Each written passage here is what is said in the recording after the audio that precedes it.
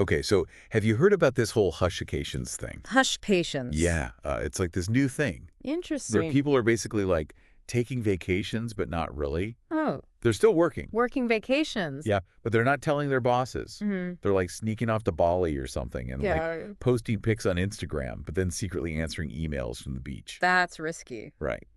So that's what we're going to deep dive into today. I'm intrigued. It's pretty fascinating. Yeah. We're looking at this article called Vacation or Hush-cation. What have you recently returned from? Okay. And it just raises so many questions about like the future of work and, how we're balancing our personal and professional lives. Definitely. So are hush-cations like this harmless perk, or are they like a slippery slope to burnout? Yeah. Good question. So let's start with like what's driving this trend. Well, I think a big part of it is the rise of remote work. Yeah. After the pandemic, so many people started working from home, and that kind of blurred the lines between work and personal life. Absolutely. And then you add in the fact that younger generations are like really prioritizing work-life balance. Yeah, they want it all. Exactly. They want flexibility, they want to be able to travel and experience new things, Right. and they're not afraid to like bend the rules a little bit to make that happen. Yeah, this article actually mentions a survey Oh, right. where over a third of 2,000 U.S. employees admitted to taking a hush-cation. Wow. That's a lot. I know, right? So it's definitely a thing. Hmm. So have you ever been tempted to do it? Like to just No. like sneak off to some amazing location and... It's definitely tempting. Right. I mean, think about it. You could be like, sipping a margarita on a beach in Mexico Yeah. and answering emails at the same time. I mean, the idea of working from paradise is pretty appealing. Right. That's actually what one person in the article calls it. Working from paradise. Yeah. And they argue that it could actually increase productivity. Right. Yeah, because you're like relaxed and inspired by your surroundings. I could see that. Right. But then there's the whole employer perspective. Right. Like, are employees really as productive when they're in vacation mode? That's a good point. Yeah. And what about the security of company data? Oh, yeah, that's a big one. Right. Especially if you're using public Wi-Fi. Public Wi-Fi is like a hacker's paradise. Exactly. So that's a huge risk for companies. It is. Yeah.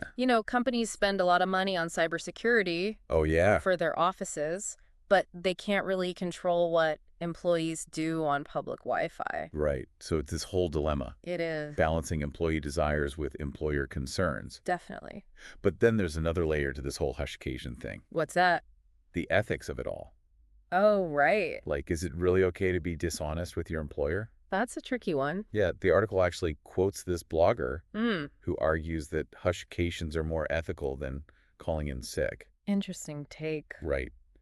Because at least you're still working. I guess so. But then, is it really okay to be like secretly working on vacation? Yeah, I mean, it's kind of misleading. Right. It's not very transparent. It does raise some questions about honesty and trust in the workplace. Yeah, for sure. So is there a right answer here? I don't know. It's tough. I mean, on one hand, I totally get the appeal of a hush-cacation. Right. Like, who wouldn't want to work from a tropical island? Yeah. But on the other hand, I do value honesty and open communication. I think that's key. Right. So maybe the ideal situation is Yeah. if employees could just be upfront with their employers. I agree. Like, hey, I'd love to work remotely from this location for a week. Right. And then the employer can decide if it's okay. Exactly. And they can put clear guidelines in place. Yeah, like maybe certain hours you need to be available. Or security protocols for using public Wi-Fi. Right. So it's all about finding that balance. It is finding a way to make it work for both sides. Yeah. And that requires trust. Definitely. Both from the employee and the employer. Totally. So I guess the takeaway here is that Yeah. hush-cations are kind of like a symptom of this changing work landscape. Hmm. They show how we're all trying to figure out Yeah. this new way of working, Absolutely. but they also highlight the need for clear communication. And boundaries. Right. Like we need to be honest with each other. And set realistic expectations. Exactly. So what do you think? Well, I think this whole hush-cation thing is just the tip of the iceberg. Really? Yeah, it's forcing us to rethink the whole concept of work. Like, what does it even mean to be at work anymore? That's a great question. Right. And how do we create a work culture that's both flexible and productive? Yeah, and it's secure. And secure. Exactly. It's a challenge, but it's an exciting one. It is. So we want to hear from you. Yes. What are your thoughts on hush-cations? Have you ever taken one? Would you consider it? Yeah. And what do you think the future of work looks like? Share your thoughts and experiences with us using the hashtag Hashtag hush-cation debate. We'd love to hear from you. All right, that's it for our deep dive on hush-cation. Until next time. See ya. Bye.